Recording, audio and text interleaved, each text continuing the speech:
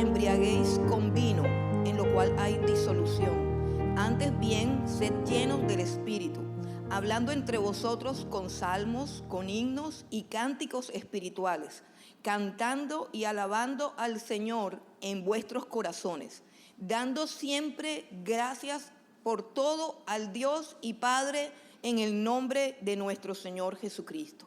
Padre, gracias, Señor, por tu palabra, gracias por este tiempo precioso, Señor, en que podemos ser aún más conscientes de tu presencia.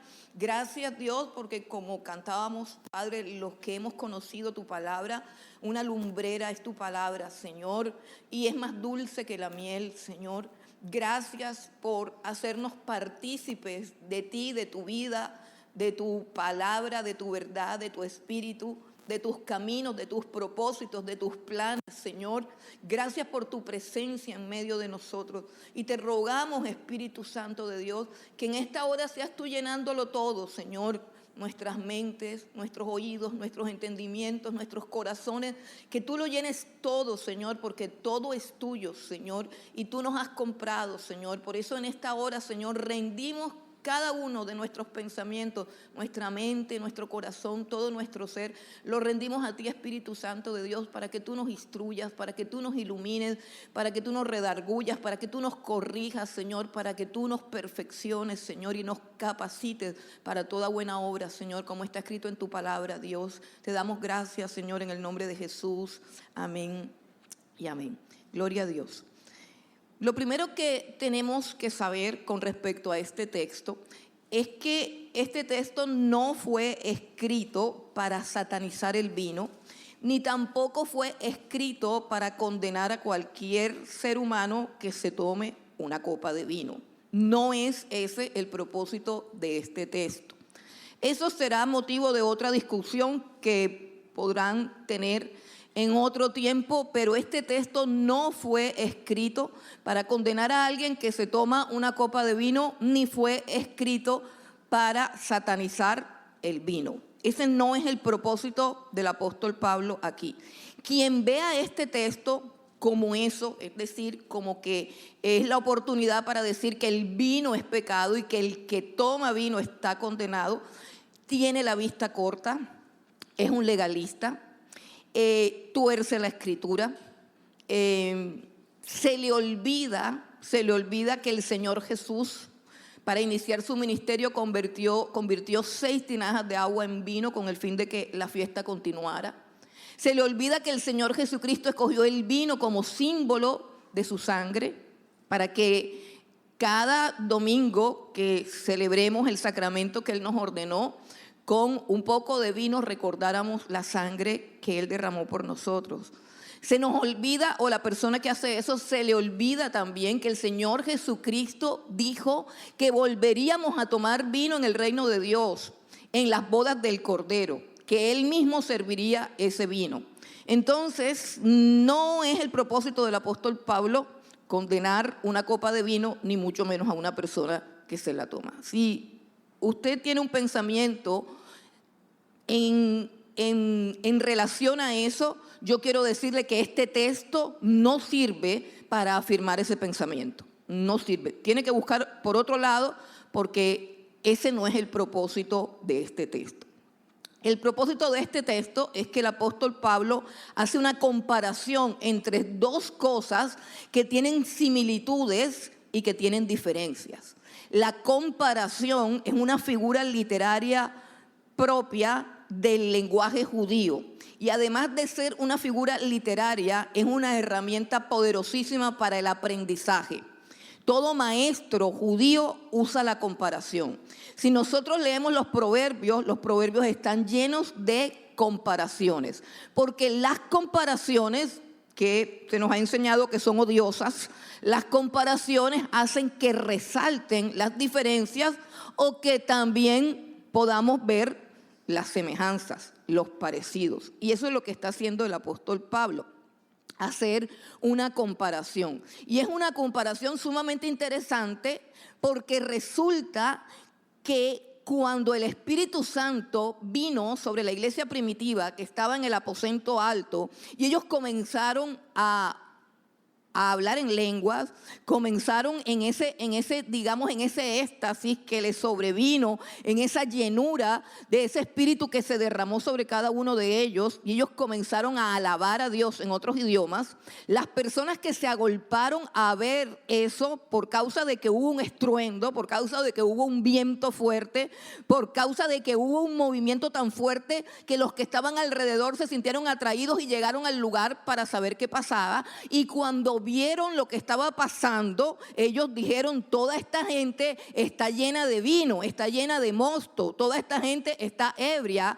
Y al apóstol Pedro le tocó ponerse de pie, porque si bien estaban ebrios del Espíritu Santo, estaban llenos del Espíritu Santo, no estaban fuera de sí, no estaban fuera de contexto, ellos estaban ubicados. Y el apóstol Pedro dijo: nosotros no estamos ebrios, porque es la tercera hora del día, o sea, eran las 9 de la mañana, y la gente no acostumbraba a emborracharse a las 9 de la mañana en ese tiempo. Y él decía: nosotros no estamos borrachos, ustedes están equivocados. Entonces había una similitud en lo que las personas afuera percibían en cuanto al estado de embriaguez que produce el alcohol y el estado de plenitud que produce la llenura del Espíritu Santo. Entonces, el apóstol Pablo toma esta comparación para mostrarnos estos dos aspectos, de tal manera que quede claro qué es lo uno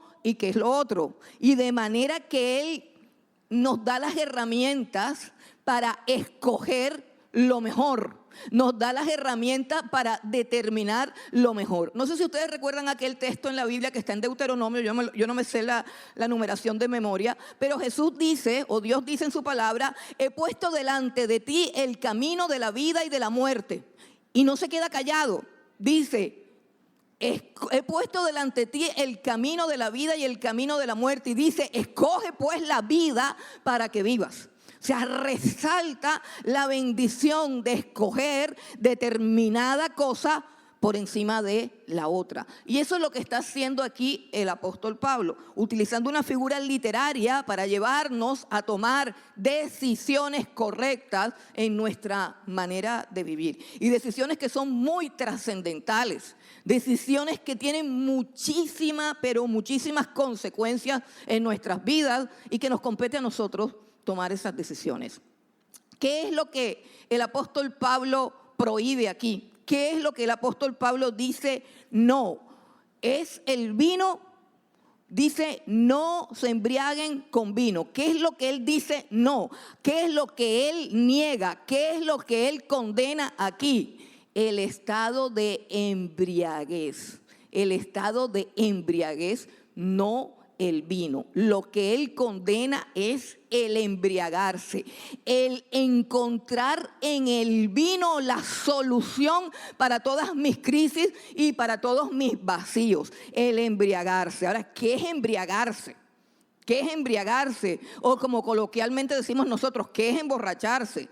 Pues emborracharse es ingerir tanta cantidad de alcohol o de una sustancia en particular, hasta el punto de que esta sustancia esté controlando por completo nuestra personalidad. Eso es lo que es embriagarse. Llenarse de una sustancia, que puede ser alcohol u otras cosas, después hablamos de eso, hasta el punto de que sea esta sustancia la que controle mis pensamientos, mis emociones y mis acciones. Eso es embriagarse. Estar tan lleno de vino para que el vino me haga decir, pensar y actuar de una manera que no lo haría si el vino no estuviera allí. Entonces, la segunda cosa que nos preguntamos es: bueno, ¿y por qué nos embriagamos? Hago claridad que no todos aquí se embriagan, que no estoy diciendo que ustedes todos sean borrachos, pero en términos generales, generales, ¿por qué una persona se embriaga? ¿Por qué nos embriagamos? Estoy hablando del ser humano, o sea, no lo tomen así como a personal. ¿Por qué el ser humano busca el estado de embriaguez? ¿Por qué el ser humano se embriaga? ¿Qué busca con embriagarse? Pues la respuesta es sencilla. Busca placer, busca alegría, busca huir de los problemas, busca olvidar sus penas, busca encontrar plenitud, busca encontrar paz. Eso es lo que busca una persona en el alcohol, un estado de plenitud y de alegría que sobriamente no lo tiene. No lo tiene. Eso es lo que busca una persona cuando se alcoholiza. Ahora otra pregunta todavía más comprometedora. Recuerden, cuando una persona se embriaga, lo que está buscando es placer, alegría, huir de los problemas, olvidar sus penas, encontrar paz, encontrar plenitud. Y la pregunta es, ¿el vino provee eso? ¿El vino provee eso? El vino sí provee eso. Sí lo provee. Solo que por un ratico pálido, un ratico fútil. El problema son los efectos colaterales del vino. ¿Qué está diciendo el apóstol Pablo?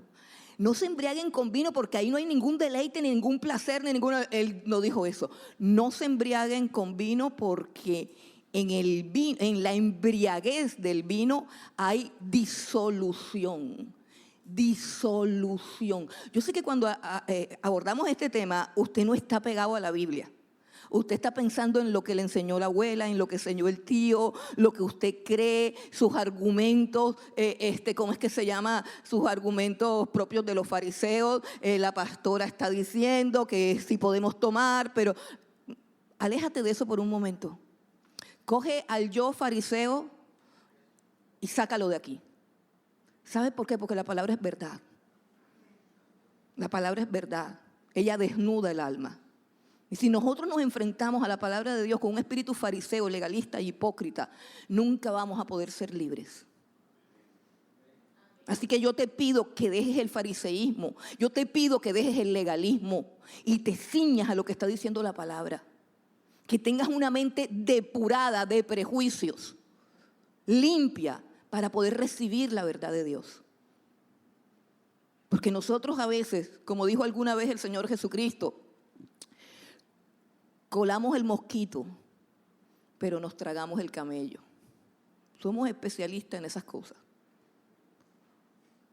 ¿Provee o no provee el vino esas cosas? Sí, pero por un ratico y de manera muy sutil y de manera muy pálida. Y el problema no es el ratico, el problema son los efectos colaterales de ese ratico. El problema es lo que tengo que pagar por ese ratico, que no lo vale. Dice, en la embriaguez, ojo, en la embriaguez hay disolución. ¿De dónde viene la palabra disolución? Pues del verbo disolver.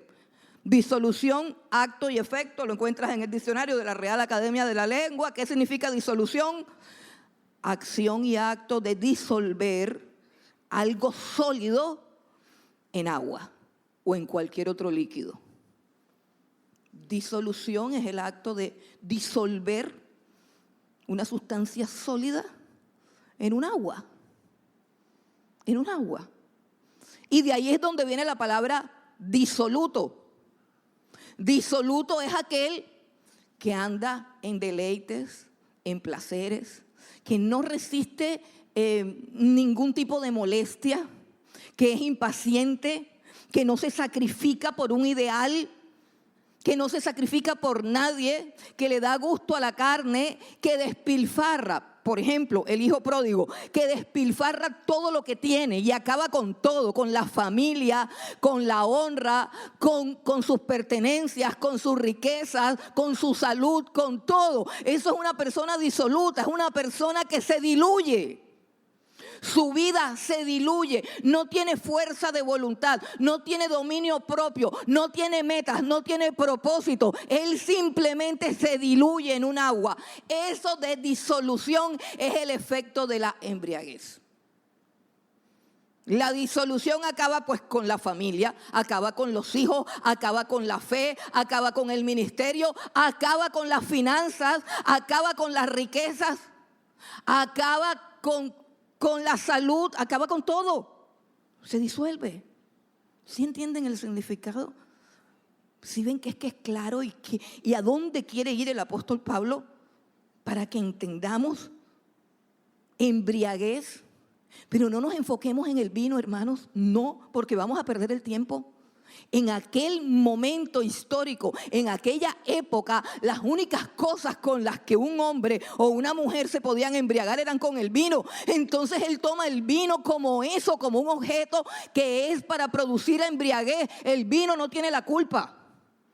Ojo, el vino no tiene la culpa de que una persona desenfrenadamente hicieran tanto licor para hallarse en la embriaguez. El vino no tiene la culpa de eso. Ese no es el problema y eso era lo que había en esa época.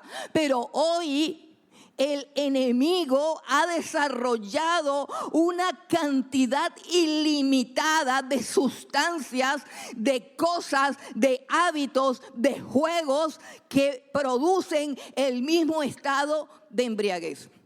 Mire, analizando eso desde el punto de vista psiquiátrico, ni siquiera psicológico, una psiquiatra que estudia cómo funciona el cerebro. El cerebro funciona produciendo, o mejor dicho, la dinámica del placer. Cuando el cerebro experimenta placer, segrega unas sustancias, de las cuales la más importante es la dopamina, que es la hormona del placer, y se segrega cuando nosotros hacemos cualquier actividad que nos produzca placer. Pero hay actividades como por ejemplo estar alcoholizado o estar drogado o un sinnúmero de actividades más que producen una descarga de dopamina, dice ella, tan alta, escuche bien, una descarga de dopamina tan alta y en un segundo y en un momento que hacen que la persona ya pierda la capacidad de disfrutar cualquier otra cosa en la vida. Y así es como se forma un drogadicto. Pero tampoco estoy hablando de la droga, porque existen otras herramientas que no fueron diseñadas para eso, tal cual como el vino. El vino no fue diseñado para formar alcohólicos. El celular no fue diseñado para esclavizar a las personas, pero ha sido la herramienta más eficaz en conseguir eso. Esta mujer estudia, y lo he repetido varias veces aquí, pero lo sigo repitiendo porque veo que no se toman las decisiones. Esta mujer estudia lo que sucede en el cerebro de un niño chiquito cuando le entregan un celular, y ella dice, es exactamente lo mismo a que cojas un puñado de cocaína y se lo metas en su nariz. Lo estás conduciendo a una adicción que va a anular la capacidad que él tiene de concentrarse. El niño que usa juegos y que usa celulares y que usa todas estas cosas, antes de que su cerebro se desarrolle, no va a aprender a leer, no va a aprender a escribir, va a tener problemas de comportamiento, va a tener problemas de adaptación, va a tener toda una cantidad de problemáticas. ¿Por qué? Porque fue sometido a una descarga de dopamina que no puede ser superada con nada. El niño queda esclavizado. Pero eso le está pasando a los niños, no, eso le está pasando a la gente grande. Personas que no pueden soltar un juego, personas que no pueden soltar el celular, personas que secretamente consumen pornografía y no la pueden dejar, y cualquier otro hábito que me esclavice, porque es lo único que me lleva a aquel estado de placer y de plenitud que yo anhelo. Y al probar estas cosas ya nada me importa. Hay disolución. en la persona que tiene un hábito de este tipo, una adicción de este tipo a cualquier cosa, no necesariamente al vino, al alcohol, a los juegos, a la pornografía, a la droga, al azúcar. Es una persona que dice: lo más importante para mí es esto y ya. Es una persona que se aliena de las relaciones. Es más importante estar sumergido en aquello que me da mi dosis de placer que escuchar a mi hijo o escuchar a mi cónyuge o escuchar a una persona que me necesita. Y esa es la sociedad que nosotros tenemos, completamente indolente y sin la capacidad de ver al otro. ¿Por qué? Porque estamos embriagados y no de vino. Cada quien tiene que examinar qué es lo que lo embriaga. Pero todo eso, dice, hay disolución. ¿Qué quiere decir? Que nosotros hemos sido llamados para tener una vida sólida, una vida firme, un carácter firme, una fe estable. Nosotros estamos llamados para ser árboles plantados en un lugar que echen ramas y que echen frutos. No para ser, como dice el mismo Salmo 1, una paja que se la lleva el viento. Eso es disolución. Eso es disolución. Y eso es lo que el apóstol Pablo nos está diciendo. Nos está diciendo que no es bueno esa búsqueda de placer. Que ese no es el camino. Que puede que en un momento dado puedas sentir algo. Pero eso destruye tu vida. Eso destruye tu vida. Entonces, hermanos, ¿cuál es la alternativa de Dios?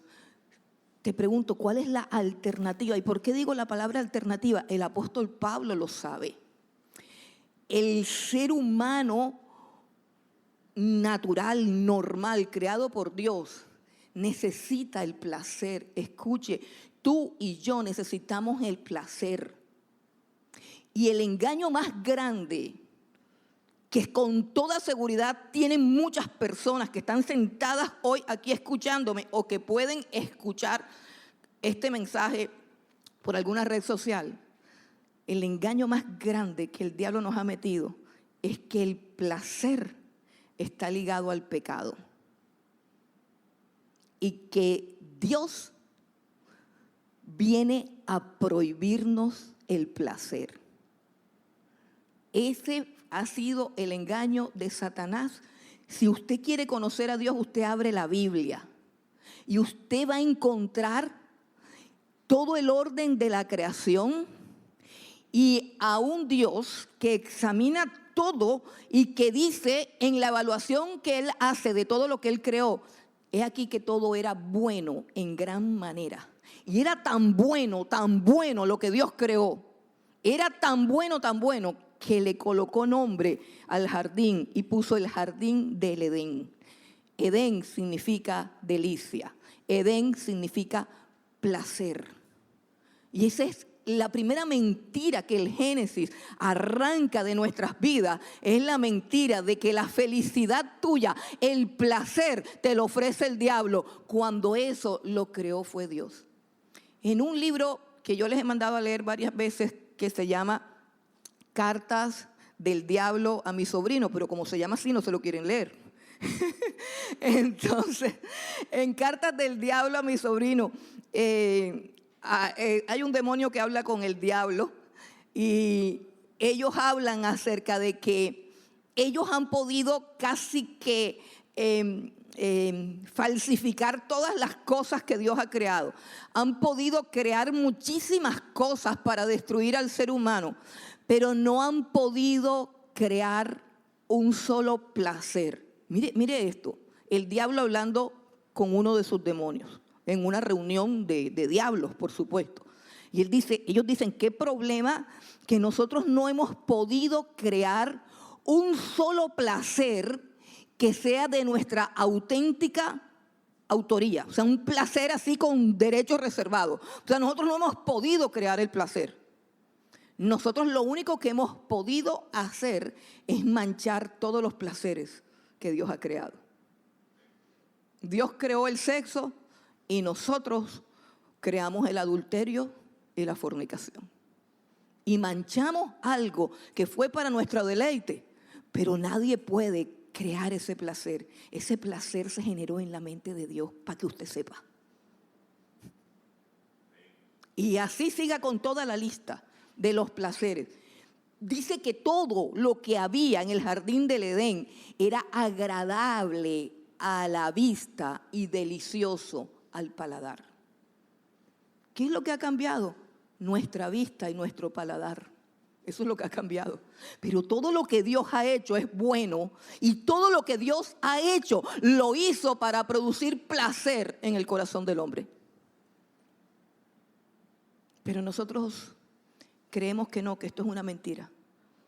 Y por eso fue que Jesús, cuando comenzó su ministerio, su primer milagro no fue abrirle los ojos a un ciego, no fue limpiar a un leproso. Su primer milagro fue convertir 6 tinajas de agua en vino para mostrarnos que todo lo que el enemigo nos dice acerca del placer es mentira. Que Dios no viene a quitarnos el placer. La gente dice, yo le digo a las personas, tienes que meterte con Dios. ¿Por qué digo tienes que meterte con Dios? O sea, la gente dice, bueno, pero ¿qué significa meterte con Dios? Bueno, es que meterte con Dios es como que tú no vas a probar el agua de una piscina nada más mirándola, ni siquiera tocándola. La única manera de que tú disfrutes de un río, de una piscina, de un lago, de una alberga, es que te sumerjas. Tú no puedes conocer a Dios por la orilla. Dios es infinitamente profundo. Dios es infinitamente glorioso y se esconde de las personas superficiales y vanas. Entonces, cuando yo le digo a la persona, pero métete con Dios. Ay, no, es que yo todavía me tomo una cervecita, es que yo todavía tengo unas noviecitas por ahí, es que yo todavía, porque es que creen que para meterme con Dios yo tengo que dejar, escuche bien y no me vayan a colgar, déjenme terminar, yo tengo que dejar el pecado. No, Dios me llama en pecado. Y cuando yo lo pruebo, entonces ya el pecado no me gusta. Entonces ya no me gustó, porque he probado algo mejor. Porque he probado algo mejor. Eso es lo que dice Dios. Gustad y ved cuán bueno es el Señor. Dichoso todo el que acude a Él. Dice, porque en tu presencia hay plenitud de gozo y delicias a tu diestra. Dice, tú nos abrevarás del torrente de tus delicias. Porque contigo está el manantial de la vida y en tu luz veremos la luz. La experiencia de hombres que probaron, oye, no son unos santurrones, hombres que se acostaron con muchas más mujeres de las que ustedes se habrán acostado, hombres que tomaron más vino de todo el que ustedes han tomado. Y terminaron diciendo eso. Entonces, ¿qué es lo que sucede con el placer? Que tenemos un engaño, que tenemos una mentira, que tenemos algo que nos ata al pecado. Pero Cristo viene esta mañana a darnos un vino mejor. Si tú lo pruebas, lo otro ya no te va a gustar. Yo te reto a que pruebes al Señor Jesucristo. Yo te reto a que lo conozcas. De pronto tú viniste aquí a examinar para ver qué culto extraño había aquí. No. Aquí no hay nada que tengas que examinar. Yo te reto, enciérrate en el baño, en el cuarto, como lo hice yo cuando tenía 7 años. Ponte de rodillas y dile, Señor Jesucristo, yo quiero saber quién eres tú. Yo te quiero conocer. Yo quiero saber que es real, porque Él no necesita que nadie lo presente. Él se presenta solo. Él viene a tu vida y destruye todo lo que no es. Destruye todas tus cadenas. Quita la venda de tus ojos y destapa tus oídos. Por eso es que cantábamos, Señor, yo quiero verte. Yo quiero ver tu gloria. Porque el hecho de que tú no veas algo no significa que eso no existe. Entonces, dice, ¿cuál es la alternativa de Dios frente a todas estas cosas frente a esta necesidad real que yo tengo. Paso toda una semana y a veces más trabajando. De pronto tu jefe es injusto, de pronto eres maltratado, de pronto te cansas, de pronto te agobias, de pronto tienes al lado a una persona cantaletosa, una persona de esas que tiene una capacidad. Cuando uno vive mucho rato con una persona, eso es peligroso. ¿Por qué? Porque los seres humanos todos tenemos una capacidad de ver con más facilidad el punto negro en la hoja blanca que la hoja blanca detrás del punto negro. Y cuando tú vives por años con una persona, esa persona se sabe de memoria tus defectos. Y no hay cosa más placentera para la naturaleza caída que restregar los defectos a la persona. Y de pronto tú vives, o sea, tras de que a veces te va mal, estás con alguien que te recuerda también todo lo malo que eres. Alguien que tiene una habilidad para hacerte sentir culpable, miserable, estresado y fracasado. No vayan a alzar la mano, pero quizás algunos de ustedes viven con alguien así. Oye, al final de la semana, o un jefe así, o un trabajo así, al final de la semana, pues yo necesito hacer algo. ¿Qué? Bueno, si alguien te llama y te dice que se vayan a tomar unos tragos allá, obvio que vas a decir que sí, eso es casi una necesidad, casi que un derecho. ¿Cómo tú vas a decir que no? Ay, yo voy a decir que no. Y si dices que no, da lo mismo porque de todos modos tú quieres ir. Y te vas a quedar reprimido. Y te quedas ahí y dices, no, yo no fui. Ay, pero cómo me duele no haber ido. Lo deben estar pasando rico y yo aquí como una idiota. No, esa no es la respuesta de Dios al problema del pecado. Que te reprimas, que seas una persona reprimida. Porque es que esas personas reprimidas, hermano, cuando se desinhiben, eso es lo más peligroso que hay. Hacen muchísimo daño a la iglesia. Yo no quiero gente reprimida. Gente que piense que tomarse una copa de vino es malo, pero hablar mal del otro sí está permitido. Y esa es la falsedad y la hipocresía a la que se enfrentó el Señor Jesucristo y a la que nos enfrentamos siempre. La hipocresía de ubicar el pecado en objetos, en cosas, y no dentro de nosotros, en que no deseamos a Dios, en que nuestro deleite está en otra cosa, y ese es el pecado, hermano. El pecado no tiene que ver con que si robé, si maté, esas son cosas que son circunstanciales. ¿Sabe cuál es el pecado de nuestra alma? Que nosotros encontramos mayor placer en lo que no nos sirve que en el Dios que nos ama. Encontramos mayor deleite en las cosas del mundo que en las cosas altas y sublimes de Dios. Ese es el problema, y ese es un problema del corazón, no de las cosas que hay alrededor. Pero Dios nos ofrece una alternativa, repito, una alternativa mejor, y esa alternativa, como dice Efesios, es: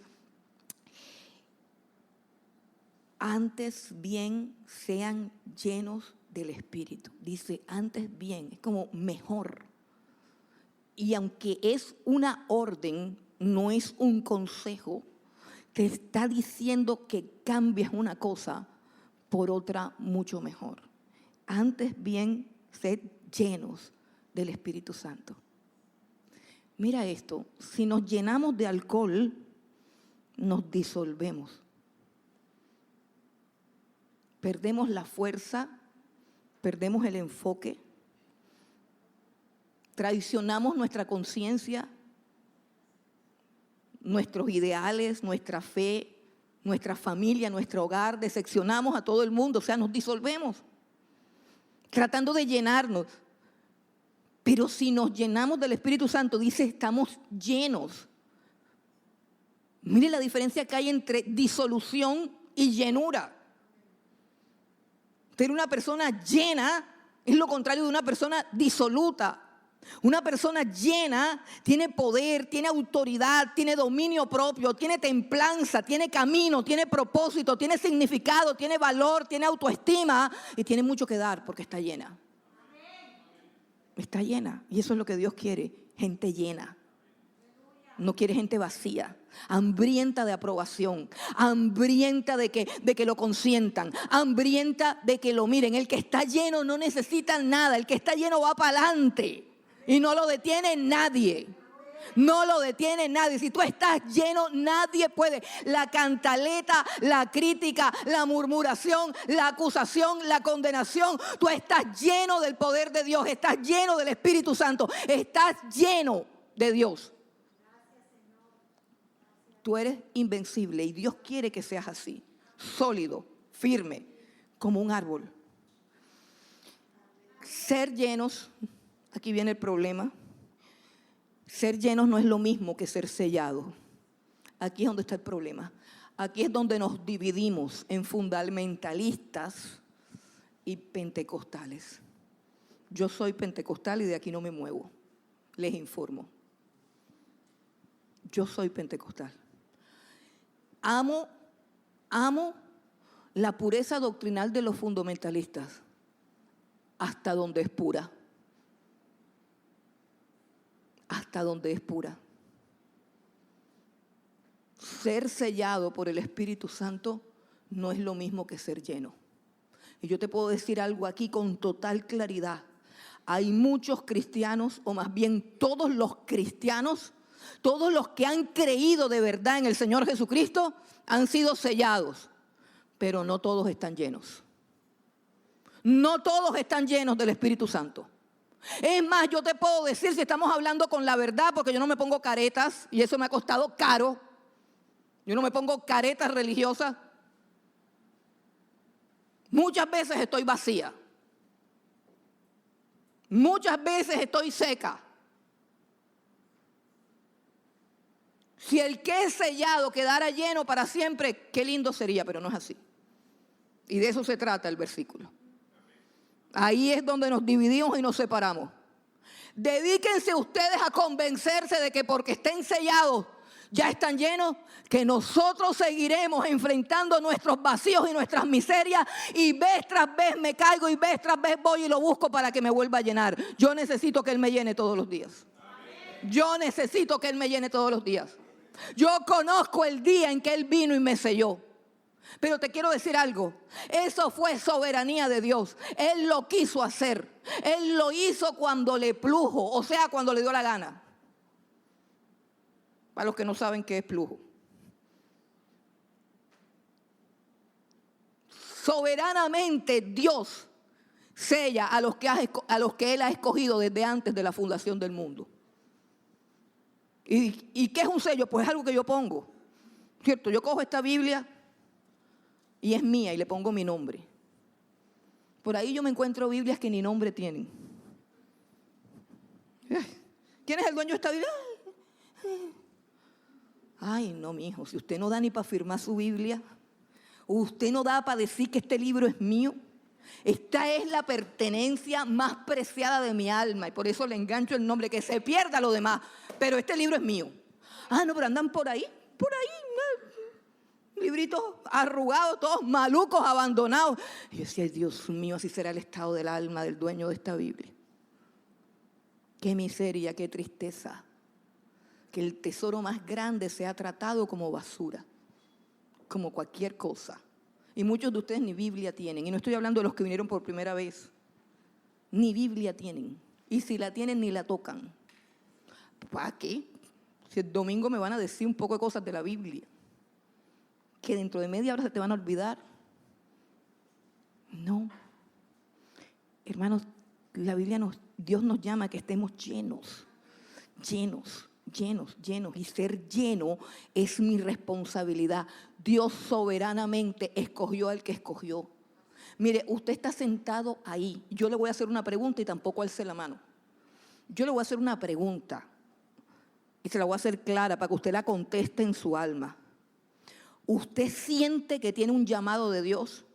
Y no le estoy preguntando si usted le está contestando o no. Yo no estoy preguntando por su respuesta. Yo no estoy preguntando por si usted ha respondido el llamado de Dios. Con toda seguridad usted no ha respondido nada. La pregunta es, ¿usted siente que Dios lo llama a una vida diferente? ¿Usted ha sentido que Dios lo ha llamado en lo profundo de su corazón a que viva una vida en una dimensión mucho más alta de la que usted está viviendo? No conteste, sí o no, independientemente de que usted lo esté haciendo o no. Usted viene así por la orillita. Dice que porque mi papá me obligó a que viniera. ¿Qué papá ni qué papá? Usted viene porque Dios predestinó que así lo hiciera. Si usted no ha respondido a eso, problema suyo, usted verá qué hace. Pero nacer de nuevo y ser sellado por el Espíritu Santo es un acto exclusivo de la soberanía de Dios. Él lo hace. No es iniciativa mía. Yo ni lo pido ni lo demando. Eso llega y lo tengo. Ahora, la demanda que Él me hace es que yo sea llena de eso. Eso sí me toca a mí. Entonces a mí me toca escoger entre cosas que me van a llenar de otra cosa y las cosas que me van a llenar de Dios. En otras palabras, yo creo que todo el que está aquí sentado ha sido llamado por Dios y todo el que ha creído en el Señor Jesucristo ha sido sellado con su Espíritu. Pero la pregunta que te quiero hacer en esta mañana es: ¿de qué estás lleno? ¿De qué estás lleno? ¿De qué estás lleno?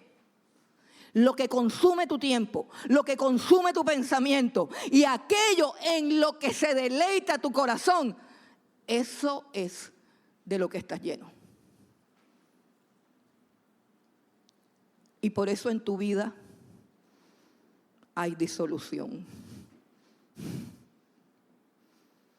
Por eso en tu vida hay disolución. La alternativa de Dios es que seas lleno, y eso es diferente a ser sellados. Todos hemos sido sellados, pero no todos estamos llenos. Mira, ven conmigo un momentico a Lucas, el Evangelio de Lucas, para que veamos como que la dinámica de cómo Dios llena una y otra vez. Lucas, leemos en el capítulo 1, Lucas 1, vemos el versículo 15. Esta es la aparición del ángel a Zacarías. El anuncio del nacimiento de Juan el Bautista. Dice Lucas 1, el 15. Dice: porque será grande delante de Dios, no beberá vino ni sidra. Y qué casualidad, ¿no?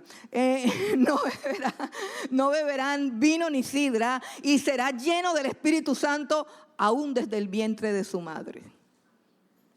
Pero ahí no termina en el capítulo, quédate en el capítulo 1. Ahora viene el versículo 41. Mira cómo una familia entera va siendo llena del Espíritu Santo. Esto es increíble, espectacular. Versículo 41. Y aconteció que cuando oyó Elizabeth la salutación de María, la criatura saltó en su vientre y Elizabeth fue llena del Espíritu Santo. Mira qué lindo. Y recuerdan que Zacarías está ciego porque no le creyó al ángel. Vamos ahora al versículo 67. Y dice así: y Zacarías, su padre, fue lleno del Espíritu Santo y profetizó diciendo. Ahora vamos a Hechos. Vamos un momentico a Hechos, para ver si hoy se nos quita esa costumbre de creer que una vez sellados ya todo está listo. Hechos capítulo 2, por eso hay tanta gente seca y muerta. En el capítulo 2 de Hechos, versículo 4, tenemos la experiencia del Pentecostés. Y dice Hechos 2:4, y fueron todos llenos del Espíritu Santo y comenzaron a hablar en otras lenguas según el Espíritu les daba que hablase.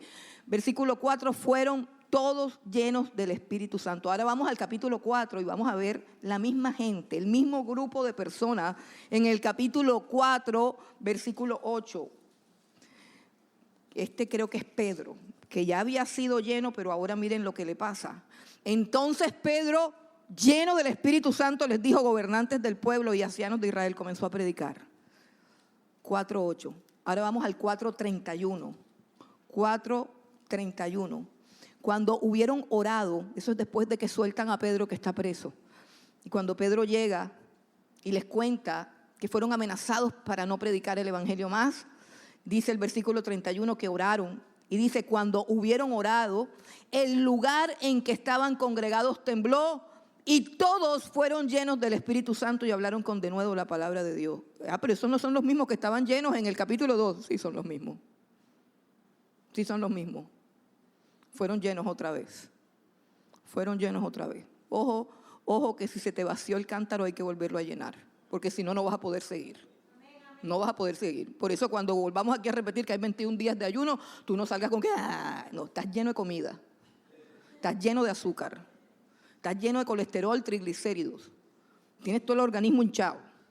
Aquí unos hasta piedra tienen en los riñones. Así que los 21 días de ayuno es para llenarnos del Espíritu Santo, de lo que hay que estar lleno, de lo que de verdad produce vida. Bendito sea Dios. Bueno, y así encontramos, íbamos por el 4:8, 4:31 ya leímos también, ok, y también aparece Esteban cuando tuvieron que buscar unos diáconos que atendieran a las viudas y dijeron, busquemos varones llenos del Espíritu Santo. Oye, ¿cómo hace uno para buscar un varón lleno del Espíritu Santo? ¿Cómo hace uno? Pregúntate. ¿Cómo hace uno? ¿Cuántos están llenos del Espíritu Santo aquí? ¿Y eso por qué? ¿Por qué razón yo voy a creer eso? Porque ustedes digan, no señor, no señor. ¿Cómo van a buscar 7 varones llenos del Espíritu Santo en una multitud de 300 personas? Y los 300, aquí estamos todos llenos del Espíritu Santo. No señor.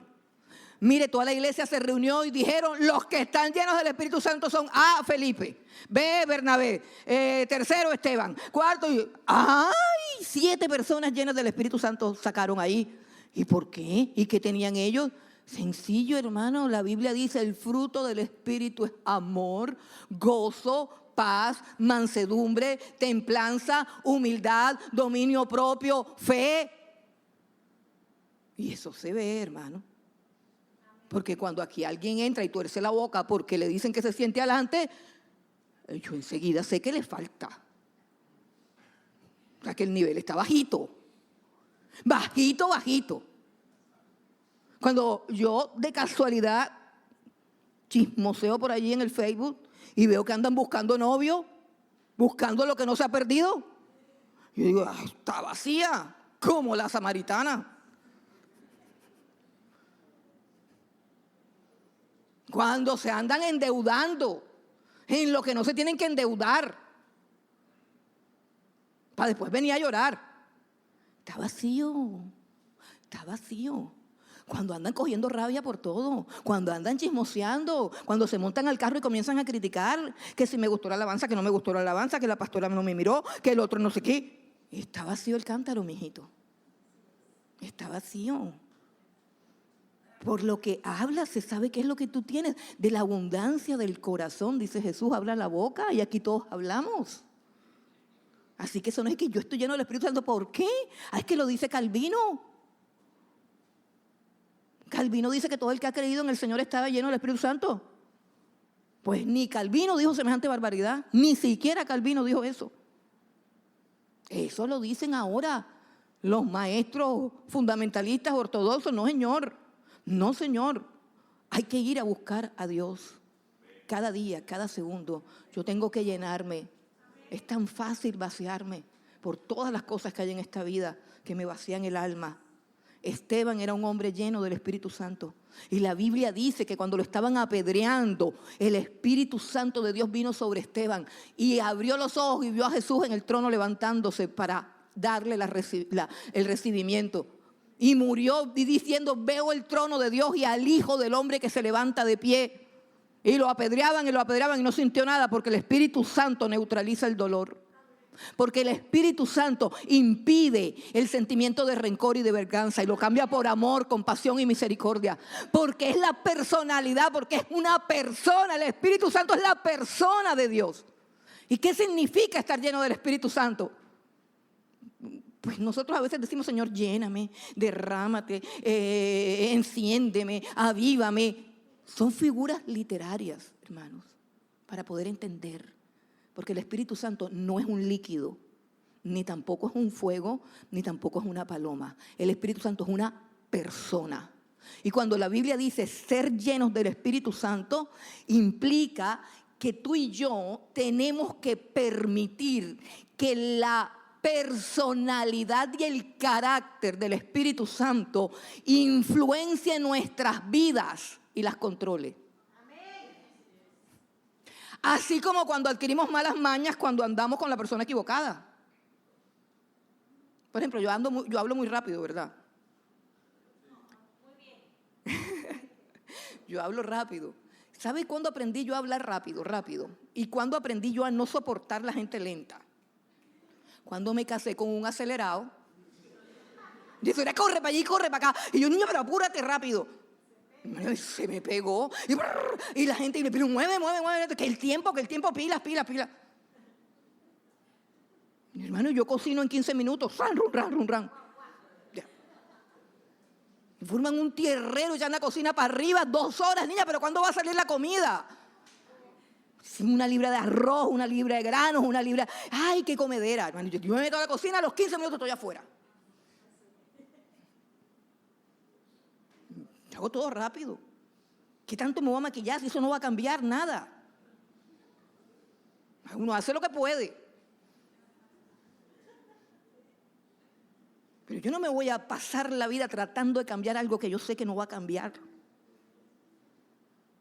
Se gastan los minutos y los tiempos haciendo bobadas. Entonces yo aprendí eso. Yo aprendí muchas cosas de mi matrimonio, muchísimas cosas buenas. A mí mi esposo me cambió la vida. Me la cambió. Lo único malo que me quedó es ese acelere así, como que no soporto a la gente lenta. Bueno. Estar lleno del Espíritu Santo es un estado al que Dios quiere llevarnos, un estado. Estar llenos. Mira, si no estás lleno, vas a buscar llenarte de cualquier basura, de cualquier cosa. Tenemos que estar llenos, hermano. Hay un vacío de todo. ¿Producido por qué? ¿Por qué se producen los vacíos? Porque llenamos las cosas con vino. ¿Cuál vino? El vino de las cosas que producen disolución. Todo lo que no es Dios produce disolución. Estar lleno del Espíritu Santo es estar lleno de su presencia, es colocarme delante de Él para que su personalidad influya todo mi ser, mi forma de pensar, mi forma de sentir, mi forma de actuar. Eso es estar lleno del Espíritu Santo, permitir que Él me guíe, permitir que Él me aconseje, permitir que Él me conquiste, me seduzca, me enamore. Es una persona, el Espíritu de Dios es una persona, lo tenemos que conocer. Él ofrece amistad, ofrece consuelo, ofrece cariño, ofrece fortaleza, ofrece fuerza. Esta mañana yo no daba para levantarme. Y me voy a hacer un café triple y le voy a echar unas vitaminas. Y yo decía, voy a hacer un merjurje así para poderme levantar, porque no daba para levantarme. Pero en cuanto hice contacto con la palabra de Dios, la cosa cambió. En cuanto hice contacto con el Espíritu Santo, la cosa cambió. Porque Él es el dador de la vida. Él es la fuente del poder y de la autoridad. Y se nos ha abierto un camino a su presencia. Se nos ha abierto un camino a que esa vida fluya sobre nosotros. Ese camino es Jesucristo. Él vino aquí a decirnos eso. Si alguno tiene sed, y lo dijo en medio de una fiesta religiosa. Si alguno tiene sed, venga a mí y beba. En otras palabras, si tú tienes meses de estar en la piedra angular, pero estás seco y sediento, es porque no has venido a donde tienes que ir. Tienes que venir a Jesús, Él es la fuente del agua de la vida. Él es la fuente de toda plenitud. Hermanos, ¿cómo ser lleno? Retrocedamos nuevamente ya.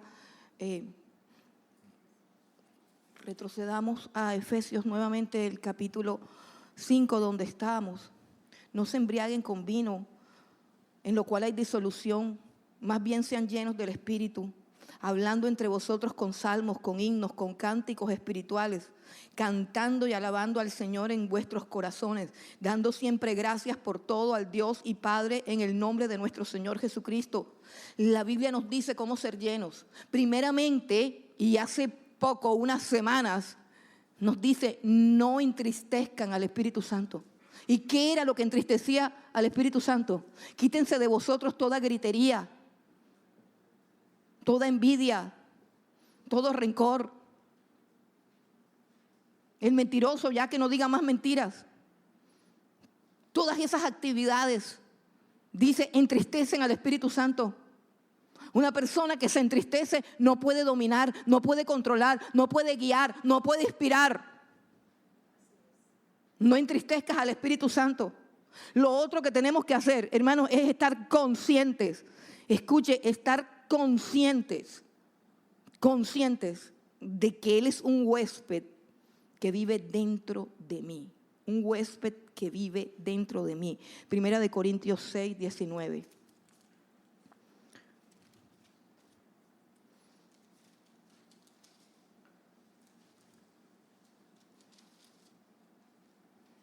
¿O ignoráis que vuestro cuerpo es templo del Espíritu Santo, el cual está en vosotros, el cual tenéis de Dios y que no sois vuestros?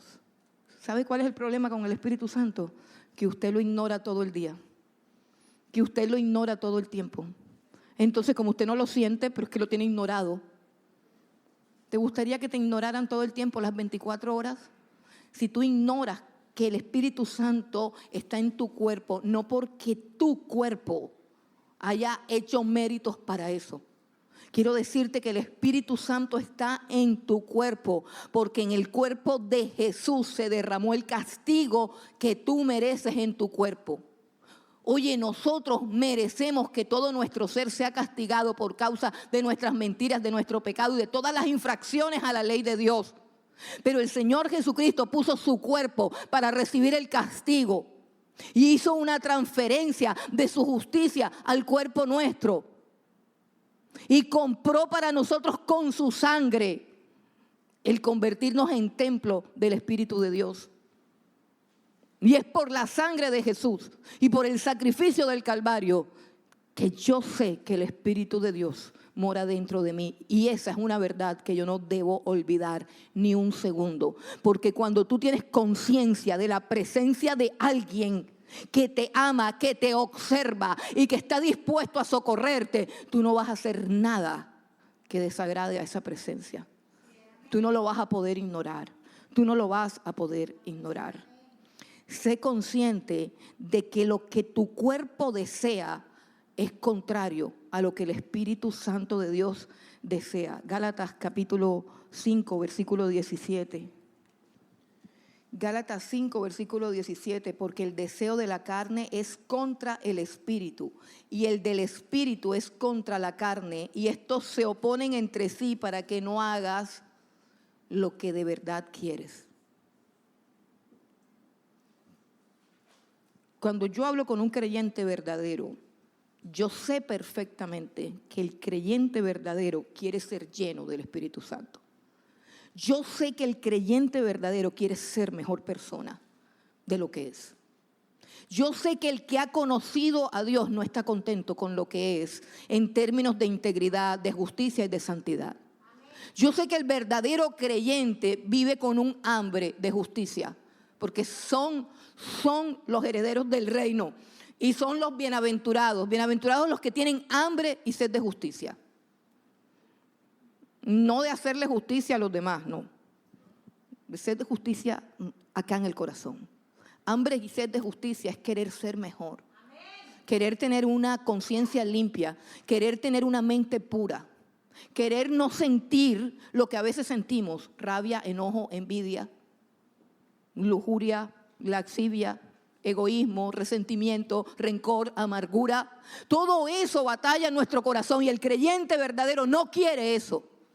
El creyente verdadero no llora ni por plata, ni por lujos, ni por maridos, ni por mujeres, ni por nada. El creyente verdadero le llora a Dios por un corazón puro y un corazón limpio. El creyente verdadero le llora a Dios porque le abran los ojos para que vea su gloria. El creyente verdadero pide discernimiento y sabiduría para conocer la voluntad de Dios. Por lo tanto, es necesario que entendamos que hay otros deseos que son de nuestra carne y que esos deseos que no son del Espíritu, que son de la carne, son contrarios a lo que el Espíritu Santo quiere. Todo ese deseo de reconocimiento, todo ese deseo de poseer más, de querer más, de tener la razón, de ganar todas las peleas, todo eso es de la carne. Todo eso es de la carne. Y se opone al deseo del Espíritu. El Espíritu quiere que tú camines en esta vida como caminó Jesús para que Él sea glorificado. Camines en mansedumbre, camines en humildad, camines en obediencia, camines en poder, camines en autoridad, camines en santidad, camines en victoria. Eso es lo que quiere el Espíritu de Dios. ¿Qué es lo que sí debo hacer? Debo ser sensible, porque el Espíritu de Dios es el que coloca en nosotros, escucha lo que te voy a decir, coloca en nosotros el querer como el hacer por su buena voluntad. Así que si el Espíritu de Dios está dentro de ti, tú vas a tener unos momentos en los que vas a sentir una inclinación a orar. Pero es una inclinación suave y dulce, como un susurro que resuena en medio de un escándalo que hace tu mente para que no lo hagas. No sé si entiendes lo que te estoy diciendo. Es algo, la voz del Espíritu Santo es tan dulce, tan suave, pero tan clara. Tú la oyes. Y tú sabes en tu interior, es momento para orar, es momento para abrir la Biblia, es momento para sintonizar una alabanza. El Espíritu Santo hace tantas cosas en la vida de uno, hermano. Pero si tú no lo oyes, o sea, si en medio de esa bulla que hay en tu mente y en medio de esa rebelión de tu mente y de tu carne que te dice, orad después. Oras después, ahora no, mira que te vas a dar mala vida. No te martirices tanto, cógela suave, que al fin y al cabo la salvación no se pierde. ¿Para qué te vas a dar mala vida? Pareces un legalista ahí peleando por algo que ya es tuyo. Ira. No, hermano. Todo lo que Dios nos da tiene que ser conquistado. Todo lo que Dios nos da tiene que ser conquistado. Y la carne tiene que ser crucificada. La carne tiene que ser crucificada. Tenemos que ser sensibles a esa voz suave que nos dice, ve a orar. Y con firmeza y coraje, con una voluntad que ha sido redimida por la sangre de Jesús, yo tengo que decirle a mi carne, no. No más sueño, no más comida, no más habladuría, no más amigos mundanos, no más licor, no más de esto, no más de lo otro. Dominio propio, para permitir que el Espíritu de Dios nos guíe y nos controle. Entre más le obedezco, más fuerte suena su voz. Entre más me dejo guiar por Él, más se muere la carne. La carne siempre va a estar pidiendo todo aquello que apaga la voz del Espíritu y todo aquello que me debilita para obedecerlo. La carne se alimenta y se fortalece y el Espíritu se debilita. ¿Recuerdan a Jesús en el Getsemaní que le rogaba a los discípulos que oraran? Y les decía, velad y orad, velad y orad. El espíritu a la verdad siempre está dispuesto, pero la carne es débil. La carne no le gusta orar. Le da sueño, le da dolor de estómago, le dan ganas de ir al baño, le da hambre, le da fastidio, se le olvidan las cosas. La carne hay que pegarle duro para que aprenda a respetar el espíritu. Sí, Señor. Hay que sujetarla y hacer que se muera de hambre, como dicen los sabios. Ser sensible a todo eso.